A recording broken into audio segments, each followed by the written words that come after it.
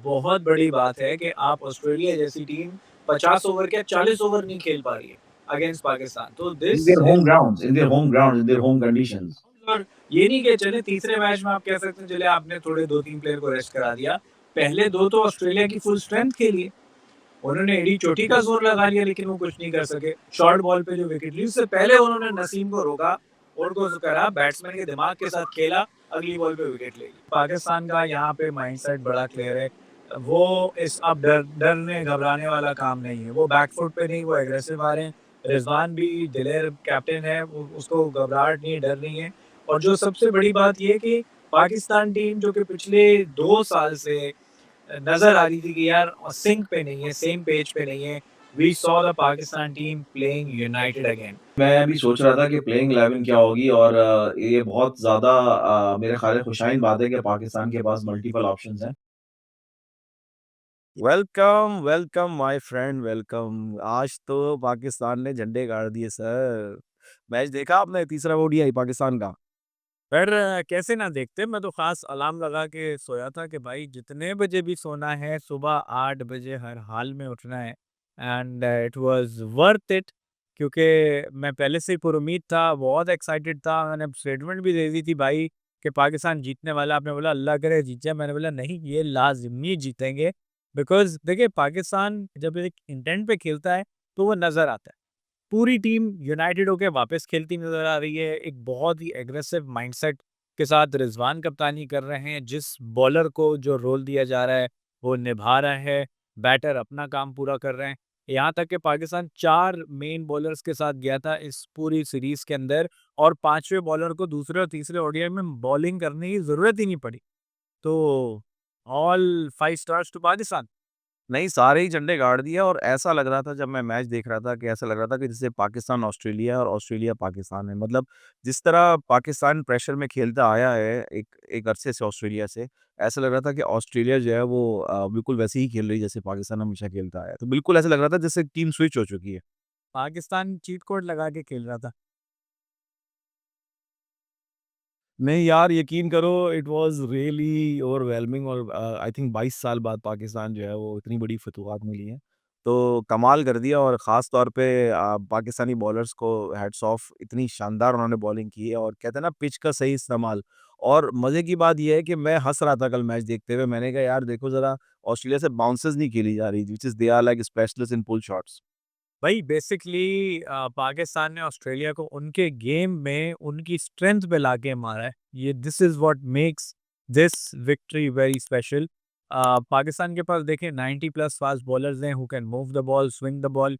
Australian conditions को Australia से बेहतर पाकिस्तान ने यूज़ किया और ऑस्ट्रेलिया वर स्टन्ड। मतलब जो बात मैं पहले कर रहा था कि आउट ऑफ सिलेबस पाकिस्तान आया, वो सोच ही नहीं सकते थे। उन्होंने अपनी आधी टीम पहले ही बोल दिया था सीरीज़ के स्टार्ट में कि हम तीसरे मैच में नहीं खिलाएँगे। दे वर सो कॉन्फिडेंट कि वो 2-0 जीत जाएँगे। लेकिन भाई पाकिस्तान की यही सबसे खतरनाक बात है कि when they are on song they are very, very tough to catch. और ये एक सबके लिए अलार्म है कि चैंपियंस ट्रॉफी से पहले पाकिस्तान का इस तरह से सिंक होना, इट्स अनबिलीवेबल। लेकिन जो हम बात करते हैं क्रिकेट सन के हवाले से कि जी क्रिकेट सन की है, तो पाकिस्तान के लिए नाम सूट करता है पाकिस्तान टीम में कि बाकी क्रिकेट सन की है कि एक दिन में ऐसा है कि कुछ भी नहीं है और अगले दिन जो है वो ऐसा लगता है कि इनसे बेहतर कोई साइड ही नहीं है खेलने वाली। हमेशा से ही हम ये देखते आए हैं। ऐसे ही है, बिल्कुल इस तरह से ही है और ये पाकिस्तान क्रिकेट की भी बड़ी खुशाइन बात है। यहाँ तक कि मैं तो आज वो देख रहा था कुछ प्रेस कॉन्फ्रेंसेस के रिज़वान जाने से पहले जब उनसे पूछा कि आपके क्या इरादे हैं, तो उन्होंने कहा ऑस्ट्रेलिया को जाके इंशाल्लाह ऑस्ट्रेलिया में हराएँगे। तो सब मज़ाक उड़ा रहे थे उनका, यहाँ उनके मीम्स बन रहे थे कि बिल्ली के ख्वाब में छींचड़े और ये बातें सुनो और ये और वो। और ये पाकिस्तान कोई बहुत ही आला स्क्वाड के साथ जाके नहीं जीता है। पाकिस्तान की एक ऑर्डिनरी मीडियोकर स्क्वाड गई है जिसमें यंगस्टर थे, बच्चे थे और इतने कोई एक्सपीरियंस प्लेयर नहीं थे। लेकिन हर प्लेयर ने जिस अंदाज से अपना रोल पूरा किया है, आई थिंक दिस इज़ मतलब ये सिर्फ़ एक विक्ट्री नहीं है कि आप 22 साल बाद ऑस्ट्रेलिया से ऑस्ट्रेलिया में जीते हैं। आप हर बॉक्स को टिक मार्क करके जीते हैं। आपने आउटप्ले किया है and this is world cricket के लिए ये जीत बहुत अच्छी है। ऑस्ट्रेलिया के जितने अखबारात और जितने मीडिया हाउसेज़ हैं, उन लोगों ने जो पाकिस्तान को प्रेज़ किया है, I think that was completely wonderful. नहीं, लेकिन अब हाइलाइट्स की बात करेंगे हम इसके अंदर स्पेसिफिकली आपने ज़िक्र किया रिज़वान का कि अनबिलीवेबल कैप्टेंसी।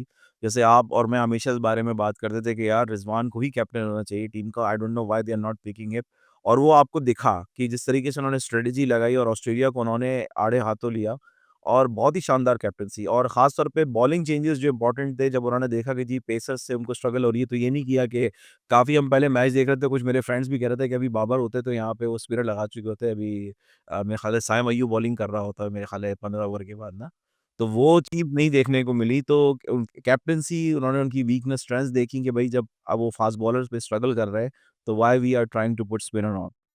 भाई देखिए, सबसे बड़ी बात ये जो मैंने अभी ज़िक्र किया जैसे कि आप 4 मेन बॉलर्स थे आपके, आपने उन 4 बॉलर्स के आगे ऑस्ट्रेलियन बैटिंग को 50 ओवर में जाने नहीं दिया। दूसरे और तीसरे में आपने 25 ओवर, 30 ओवर से पहले टीम को आपने ऑल आउट कर दिया। तो ये एक बहुत बड़ी बात है कि आप ऑस्ट्रेलिया जैसी टीम 50 ओवर के 40 ओवर नहीं खेल पा रही है अगेंस्ट पाकिस्तान। तो this in their home grounds, in their home condition. और ये नहीं कि चले तीसरे मैच में आप कह सकते हैं चले आपने थोड़े 2-3 प्लेयर को रेस्ट करा दिया। पहले 2 तो ऑस्ट्रेलिया की फुल स्ट्रेंथ खेली है। उन्होंने एडी चोटी का ज़ोर लगा लिया लेकिन वो कुछ नहीं कर सके। तो एक तरह से ये बहुत ही बहुत बड़ी विक्ट्री है एंड आई थिंक ये पाकिस्तान के लिए वो just at the right time कि आपने इंग्लैंड को पहले इतना ज़लील होने के बाद पहले टेस्ट में सीरीज़ मार दी और फिर ये वनडे सीरीज़ जीतना इन ऑस्ट्रेलिया। अब ये जो हम टी20 की तरफ बढ़ेंगे, this would be very, very interesting. मतलब हम ये कहें कि बांग्लादेश से हार गए और इंग्लैंड और ऑस्ट्रेलिया से जीत गए। मतलब ये कोई सोचने वाली बात है कि कोई और टीम नहीं कर सकती सिवाय पाकिस्तान के। ये पाकिस्तान ही कर सकती है बिल्कुल without a doubt and that is why we call them such a exciting cricket team to watch कि one day up, one day down ये नासिर हुसैन का बड़ा फेमस कमेंट्री का डायलॉग है। You have to unpredictable.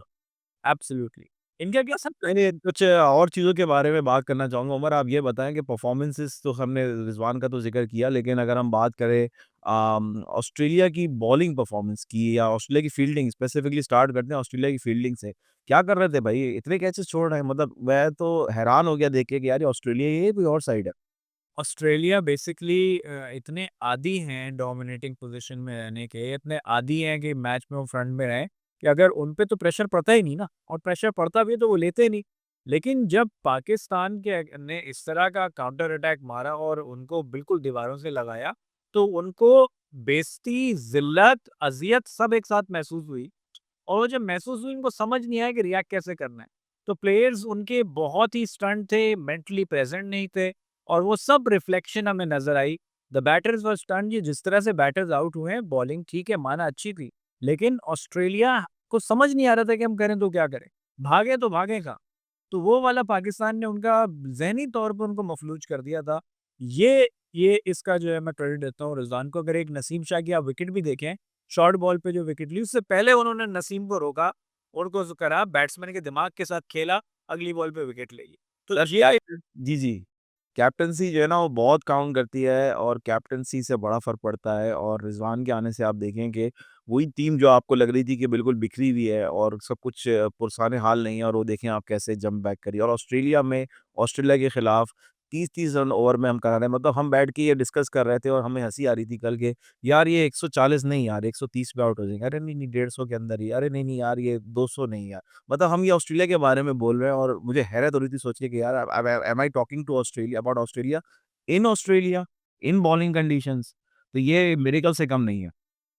बिल्कुल without a doubt और ये बहुत ही खुशाइंद बात। लेकिन अब of course will be moving towards the T20 series. White ball है, शॉर्टर फॉर्मेट है, लेकिन ये साइकोलॉजिकल इम्पैक्ट ऑस्ट्रेलिया पे ज़रूर आएगा।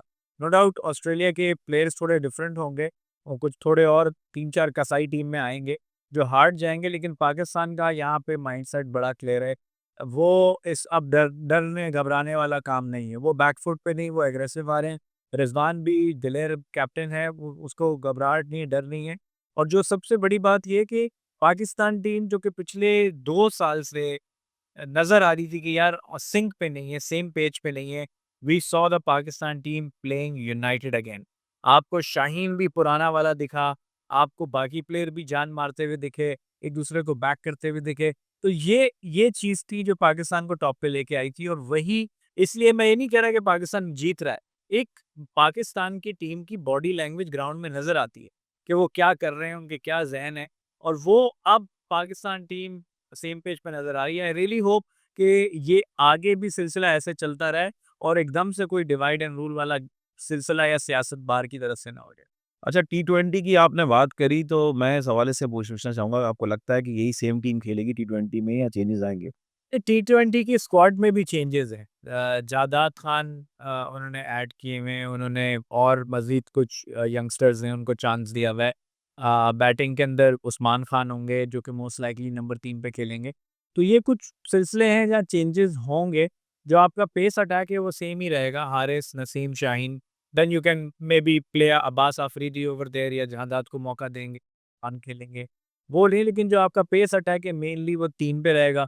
स्पिनर्स में आपके पास यंगस्टर्स को आप लेके गए, अरफात मिनास को लेके गए और ये बाकी जो वनडे कप के और अंडर 19 इमर्जिंग कप के एशिया के जो टॉप परफॉर्मर्स हैं, उनको लेके गए।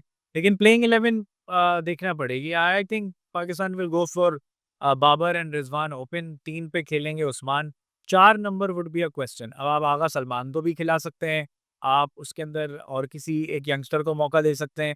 आपके पास उमैर बिन यूसुफ हैं, उन्होंने वनडे कप में परफॉर्म किया हुआ है। तो ये बहुत सारे सवाल हैं कि आप मल्टीपल चॉइस है कि किसको खिलाएँगे, कहाँ खिलाएँगे। तो ये प्लेइंग 11 तो गेम डे पे ही पता लगेगी कि क्या खेलने वाली है। जी, बिल्कुल यही मैं भी सोच रहा था कि प्लेइंग 11 क्या होगी और ये बहुत ज़्यादा मेरे ख़्याल है खुशाइन बात है कि पाकिस्तान के पास मल्टीपल ऑप्शंस हैं। अच्छा चलें, आज एक बड़ी ज़बरदस्त न्यूज़ जो है वो सर्कुलेट कर रही है, जो कि I think the biggest news of all, और वो है कि इंडिया जो है वो पाकिस्तान खेलने नहीं आ रहा अगेन इन चैंपियंस ट्रॉफी। तो इसके बारे में तो आपके पास क्या इन्फॉर्मेशन है? भाई इन्फॉर्मेशन ये है, बीसीसीआई वो फुप्पो है कि जब शादी होने वाली होती है ना, वो नाराज़ होके बैठ जाती है। तो ये वही फुप्पो है, पाकिस्तान में अच्छी क्रिकेट हो रही है, पाकिस्तान बिल्कुल आप उसी टाइम मोमेंट पे ये खबर आई जब पाकिस्तान की क्रिकेट अपलिफ्ट पे। तो फुप्पो वापस से नाराज़ हो गई है, लेकिन एक जो अच्छी बात है वो ये कि पाकिस्तान ने स्टैंड लिया है।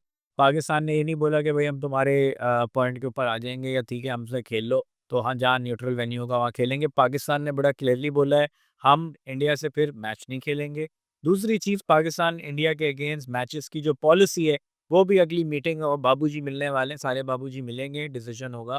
तो वहाँ पे सारे बाबूजियों के बीच में पाकिस्तान अपना बड़ा क्लियर स्टांस रखने वाला है, क्योंकि आज से पहले पाकिस्तान से नहीं देता था, अपना स्टांस नहीं लेता था। This time around its very clear कि भैया आप न्यूट्रल वेन्यू पे खेलना है तो नहीं खेलें। आप हमारे पास आएँ, हम आपके पास जाएँगे, जो भी बात तय होती है। लेकिन ये कब तक चलेगा? आप आखिरी पाकिस्तान गया था 2013 के अंदर, जब एक वनडे सीरीज़ के लिए गया था। फिर अभी वर्ल्ड कप के अंदर हम अल्लाह-अल्लाह करके बड़ा सिलसिला बना, जैसे भी, जो भी अभी हुआ। लेकिन ये चीज़ क्लियर होनी चाहिए, क्योंकि देखिए वर्ल्ड क्रिकेट सफ़र कर रही है, पॉलिटिक्स को और खेल को मिलाना नहीं चाहिए। बट जो भी है ये आने वाले टाइम में डिसाइड हो जाएगा, और अगर पाकिस्तान स्टांस लेगा तो फिर आईसीसी आगे से फिर क्या कहता है या किसके फ़ेवर में डिसीजन लेता है, क्योंकि all eyes will be watching. नहीं, ये लेकिन हमेशा ही इनका ये सिलसिला है, क्योंकि पैसे हैं भई, बड़ा बोर्ड है, तो ये सब चीज़ें वो करते हैं, हरकतें। आई थिंक पाकिस्तान ने उनको बहुत अच्छे से हर तरह के ऑप्शंस दिए हैं, और अब अगर वो अब नहीं आते तो इट्स ये एक ज़्यादती से कम नहीं है। I think we should stand up, right? We not supposed to compromise every time, क्योंकि ये तरीकाकार ठीक नहीं है। और आपको पता है कि जी कि वर्ल्ड क्रिकेट में हर बंदा ये मैच देखना चाहता है, चीज़ें होती हैं। बहुत सारे कंट्रीज़ हैं जिनमें इश्यूज़ हैं, जो लड़ाइयाँ रही हैं, जापान में भी रही है अमेरिका के साथ, और बहुत सारे इश्यूज़ हैं डिफरेंट कंट्रीज़ की फाइट्स। लेकिन इसका मतलब ये नहीं है कि आप एक चीज़ लेके बैठ गए हैं और सदियों से लेके बैठे हुए हैं, तो अब आप जो है वो बिल्कुल उसको नहीं आएँगे और नहीं करेंगे। तो नज़रअंदाज जो आप कर रहे हैं, ये बिल्कुल सही तरीकाकार नहीं है, और आई थिंक पाक बोर्ड को इस पे ज़रूर स्टैंड लेना चाहिए। देखिए, एक बड़ा सिंपल एंगल ये है कि अगर जो पाकिस्तान इंडिया का रेवेन्यू आता है, ठीक है, इंडिया एक अमीर बोर्ड है, बर्दाश्त कर लेगा। पाकिस्तान भी अब thanks to PSL are doing very well. हम इस वक़्त 4th रिचेस्ट बोर्ड बन चुके हैं दुनिया के अंदर, तो बहुत ही एक बड़ी बात है। तो पाकिस्तान भी अगर इंडिया से नहीं खेलता, वो भी सर्वाइव कर जाएगा। जो हिट लगेगी ना यहाँ, वो लगेगी आईसीसी को। तो आईसीसी हो गया या आपकी ये एशियन क्रिकेट बोर्ड हो गया, ये दोनों कहीं नहीं चाहेंगे कि इंडिया पाकिस्तान की क्रिकेट बंद हो। तो they will play the mediator, वो हर तरह की कोशिश करेंगे। अब कौन यहाँ झुकेगा या कौन इंसान का बच्चा बन के सही हक की बात करेगा, वो देखना पड़ेगा। नहीं अमर लेकिन झुकने की जहाँ तक बात है पाकिस्तान ने हमेशा ही उनकी बात मानी है। पाकिस्तान हमेशा न्यूट्रल वेन्यू पे गया है। पाकिस्तान इंडिया भी गया है इंडिया में खेलने के लिए। अगर उनको लगता है कि उनको थ्रेट है पाकिस्तान उनकी प्लेयर्स पे जो ऐसा नहीं क्योंकि बहुत सारी और स्पोर्ट्स की टीम पाकिस्तान आती रही हैं और इंडिया भी आती रही है और आज तक कभी कोई उनके साथ ऐसा अल्लाह ना करे कोई मिसहैप हुआ नहीं जिसकी वजह से वो इस चीज़ को लेके इतने ज़्यादा इश्यू उन्होंने क्रिएट किया हुआ है। ये सिर्फ़ ईगो है और कुछ भी नहीं है और पाकिस्तान को किसी न किसी जगह पे मैच छोड़ना पड़ेगा। अगर वो नहीं खेलते तो उनको नहीं खेलते तो मैच स्किप होना पड़ेगा क्योंकि ये चीज़ होगी तो ही उनको समझ में आएगी और वो नेक्स्ट टाइम ये नहीं करेंगे क्योंकि एवरी टाइम जब आप उनकी बात मानोगे और आप जाके न्यूट्रल लोकेशन पे खेलोगे तो they always do like that. Why they supposed to change their strategy? बिल्कुल ऐसे ही है। लेकिन बात वही होगी ना जी कि आप देखेंगे कोई भी एशिया कप का मैच होता है या आईसीसी का इवेंट होता है, ड्रॉज़ इस तरह रखे जाते हैं कि इंडिया पाकिस्तान के 2 या 3 मैचेज़ हों। तो ये आपके सामने कितना बड़ी एक बात है और इसके अंदर अगर 2 बोर्ड्स के मसाइल होंगे भी, तो जो भी आईसीसी का या मैटर है या एशियन क्रिकेट काउंसिल का जब एशिया कप में पाकिस्तान इंडिया टकराता है, उनका मैटर होता है वो जंप इन करते हैं। तो होपफुली एक अच्छा रिज़ल्ट आए, यहाँ पे थोड़ी-सी बात होगी, हाइप मचेगी लेकिन एंड के अंदर they will be playing each other. अब वो क्या कंडीशंस या सिचुएशन डिसाइड होती हैं that is still questionable, but I'm sure कि these two teams will be playing. ठीक है जी। अच्छा कुछ नेक्स्ट टॉपिक पे हम बात करेंगे स्पेसिफिकली कुछ और मैचेस भी हुए हैं जैसे एक न्यूज़ीलैंड, श्रीलंका और साउथ अफ्रीका वर्सेस इंडिया। तो पहले तो आप ये बताएँ कि न्यूज़ीलैंड वर्सेस श्रीलंका के जो अपडेट है वो क्या है? वेल न्यूजीलैंड श्रीलंका बड़ी फैसिनेटिंग सीरीज हो रही है। पहले मैच के अंदर हमने देखा कि श्रीलंका ने बड़ी आसानी से न्यूजीलैंड को मारा, 1-0 से सीरीज लीड कर रहे थे और जो मैच हुआ दूसरा ओडीआई, वहाँ पे भी न्यूजीलैंड को श्रीलंका ने ढेर कर दिया। डंबोला में मैच था, 108 रन पे उनको 20 ओवर में ऑल आउट किया और उसके बाद जब श्रीलंका बैटिंग करने आया तो जब निसानका खेल रहे थे, लग नहीं रहा था कि श्रीलंका के पास में वो 2-3 ओवर पहले गेम फिनिश कर देंगे। लेकिन निसांका आउट हुए हैं और उसके बाद सिचुएशन ऐसी हो गई कि आखिरी 3 ओवर में 22 रन चाहिए, फिर 2 ओवर में 15 चाहिए, फिर आखिरी ओवर में 8 रन चाहिए और आखिरी ओवर में जब 8 रन चाहिए थे तो ग्लेन फिलिप्स ने आखिरी ओवर में 2 रन देके 3 खिलाड़ी आउट किए और 103 पे श्रीलंका की टीम ऑल आउट हुई और उससे ज़्यादा फैसिनेटिंग बात ये कि ये गेम चेंज किया था लॉकी फर्ग्यूसन ने जिन्होंने आज न्यूजीलैंड की तरफ से हैट्रिक की है। तो उन्होंने अपने परफॉर्मेंस जी, बिल्कुल। आखिरी गेंद पे विकेट ली और दूसरे ओवर की पहली 2 गेंदों पे विकेट लेके हैट्रिक करी और वहाँ से मोमेंटम चेंज। तो देखिए अगर हम बात करें तो ज़बरदस्त गेम चला है लेकिन अगर हम इंडिया की परफॉर्मेंस की बात करें तो इंडिया तो ऐसा लगता है न्यूज़ीलैंड से कि जैसे वो बिल्कुल ही परेशान रहते हैं, उन्हें समझ नहीं आता कि क्या करें। जिस तरह की उनकी टेस्ट सीरीज़ हुई या वैसे वो वनडे सीरीज़ वगैरह खेलते हैं, हमेशा उनको एक प्रॉब्लम रहती है न्यूज़ीलैंड से। बिल्कुल, न्यूज़ीलैंड से रहती ही विकेट यहाँ यही है कि ना अब न्यूज़ीलैंड ने अभी इंडिया को मारा घर में घुस के व्हाइट वॉश 3-0 मारा। अब इंडिया खेल रहा है साउथ अफ्रीका से और न्यूज़ीलैंड खेल रहा है श्रीलंका से। तो श्रीलंका भी आप देखें कि बड़ी अच्छी अपराइजिंग टीम है डिस्पाइट कि उनके जो भी पॉलिटिकल सिचुएशंस रहीं, जो भी उनके हालात रहे वो एक स्पिरिटेड टीम है और हमेशा परफ़ॉर्म करती है। जहाँ आपने इंडिया का ज़िक्र किया तो इंडिया साउथ अफ्रीका सीरीज़ चल रही है जो कि वर्ल्ड कप फाइनल के बदला-बदला, मौका-मौका सीरीज़ है। जहाँ पे पहला मैच इंडिया ने बड़ी बेदर्दी से मारा है साउथ अफ्रीका को और इंडिया की ये बहुत बड़े-बड़े नाम नहीं खेल रहे हैं। सारे यंगस्टर्स हैं अब लेकिन उनका यंगस्टर भी इतना तगड़ा है आईपीएल खेल-खेल के कि वो भी कोई आखिरी लेवल की बला से कम नहीं है।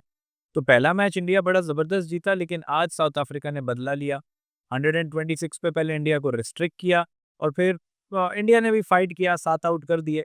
लेकिन रेंगते-रेंगते साउथ अफ्रीका ने 3 विकेटों से मैच जीत के सीरीज़ 1 ऑल कर लिए। अब तीसरा डिसाइडर होगा न्यूज़ीलैंड और श्रीलंका में भी और साउथ अफ्रीका एंड इंडिया में। चलें, बहुत ज़बरदस्त ये भी एक अच्छी पेशरफ़्त है या जो भी हम कह सकते हैं कि ये एक एक ज़बरदस्त टूर्नामेंट चल रहे हैं हमारे साथ। लेकिन जो मैं पाकिस्तान की तरफ वापस आते हैं कि अभी मैं थोड़े पहले रिएक्शंस देख रहा था काफ़ी सारे जो हमारे माशाल्लाह से एनालिस्ट हैं इस और अब उनका जो बिल्कुल 360 डिग्री टर्न जो है वो रिव्यू आ रहा है पाकिस्तान के बारे में, कि ऐसा लगे ही ना कि 2 दिन पहले इन्होंने कुछ बात की थी, आज ये कुछ और बात कर रहे हैं। तो मेरा ख़्याल है कि थोड़ा आदमी को कंसिस्टेंट भी रहना चाहिए कि अगर चीज़ जो जो फैक्ट है उस पे ही बात करनी चाहिए क्योंकि अब ऐसा लगता है कि जी क्रिकेट बोर्ड भी ठीक हो गया, हर चीज़ ठीक हो गई है। पाकिस्तान में क्रिकेट की कोई प्रॉब्लम्स नहीं है, तो उस पे कोई डिस्कशन नहीं होती। तो बिल्कुल 360 डिग्री टर्न देखते हैं आप। आई don't no you remember this और नॉट, लेकिन जब आप हमारी पहले शुरू में कुछ टाइम पहले बात हो रही थी तो मैंने सिंपली ये बोला था कि इनको ठीक करने का तरीका ये, यू स्टार्ट विनिंग।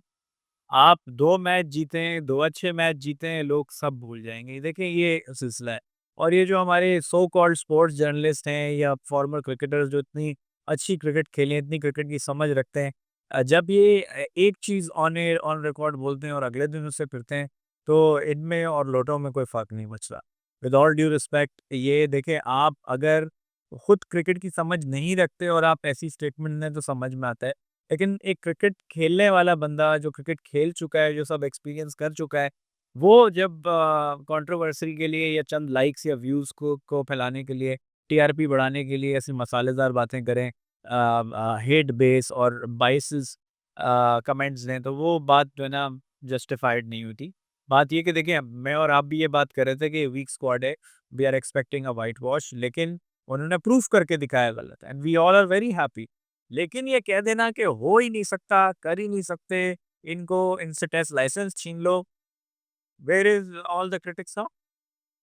नहीं, नहीं, बिल्कुल यही बात आपने की कि अगर एक बिल्कुल ऐसा बंदा जिसको क्रिकेट की समझ ना हो और वो ये इस तरह की बातें करे तो सेंस बनता है। लेकिन आप इतने माशाल्लाह से एक्सपर्ट्स हैं और ऐसा लगता है आपकी बातें सुन के कि शायद आपने क्रिकेट ही नहीं खेली। ये जिस तरीके की आप एनालिसिस कर रहे होते हैं तो वो बड़ा एक मतलब एक समझ से बाहर है मेरे। मैं जब भी देखता हूँ तो मुझे बड़ी हँसी आती है कि यार देखो इन लोगों को।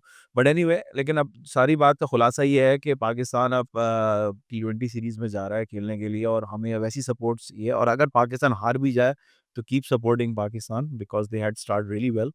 और आई होप कि फ़खर ज़मान भी वापस आएँ क्योंकि वो हमारे की प्लेयर्स, मैच विनर प्लेयर्स में से हैं। क्योंकि आज भी आई नो कि ओपनर्स बहुत अच्छा परफ़ॉर्म कर रहे हैं, लेकिन जिसे कहते हैं ना कि वाक़ई एक दिन खड़े होके मैच जिताना, वो वाली कैपेबिलिटी अभी भी हमें किसी प्लेयर में उस तरह नज़र नहीं आती, जो कि फ़खर ज़मान में है। तो फ़खर ज़मान का टीम में वापस होना लाज़मी है। I know we are performing well as an opener, but it doesn't mean that you will neglect him, ठीक है? तो ये बहुत इम्पोर्टेंट है। और आई बिलीव कि शायद वो नेक्स्ट सीरीज़ में, आई डोंट नो अबाउट टी20 में तो उनकी पॉसिबिलिटी नहीं लग रही, लेकिन नेक्स्ट सीरीज़ में वो इंशाल्लाह शामिल होंगे। बिल्कुल, देखिए फ़खर उनके पास 2-3 साल की क्रिकेट बाकी है, उनको बेस्ट यूटिलाइज़ करें। दिलेर प्लेयर है और किसी कंडीशन का वो जो है वो रिलाय नहीं करते। आप उनको किसी ग्राउंड में, किसी सिचुएशन में कैसे भी भेज दें, he is a devastating player. वो अकेले जो है, अगर थोड़ा टाइम मतलब 50-60 बॉलें फ़खर ज़मान ने खेल ली, वो डिस्ट्रॉय कर देगा ओपोनेंट को और वो प्लेयर है जो बड़े रन करता है। मतलब करके आउट नहीं करेगा, वो जाएगा 150, 170, 80, 200 किए उसने पाकिस्तान के लिए और किस बैटर ने 200 किए। तो वो बड़ी बारी खेलने वाला और बड़े मैच में बारी खेलने वाला बैटर है। आप उसको साइडलाइन नहीं कर सकते और ये अ, पर्सनल लाइक डिसलाइक की बेस पे आपने पास्ट में भी क्रिकेट बहुत बर्बाद की है। आप खुदा के वास्ते इस जो आपके प्लेयर्स हैं, उनको लाइक डिसलाइक की बेस पे बर्बाद करना बंद करें।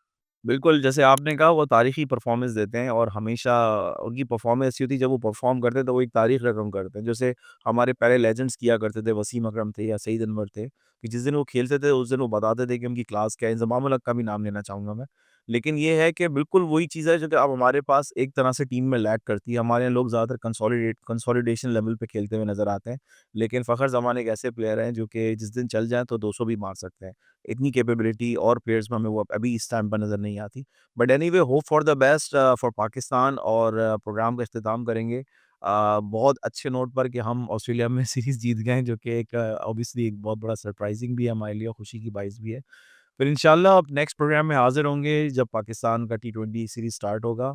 तो होप फॉर द बेस्ट और इजाज़त दीजिए मुझे और उमर को। हम प्रोग्राम का इख्तिताम करते हैं। अल्लाह हाफ़िज़।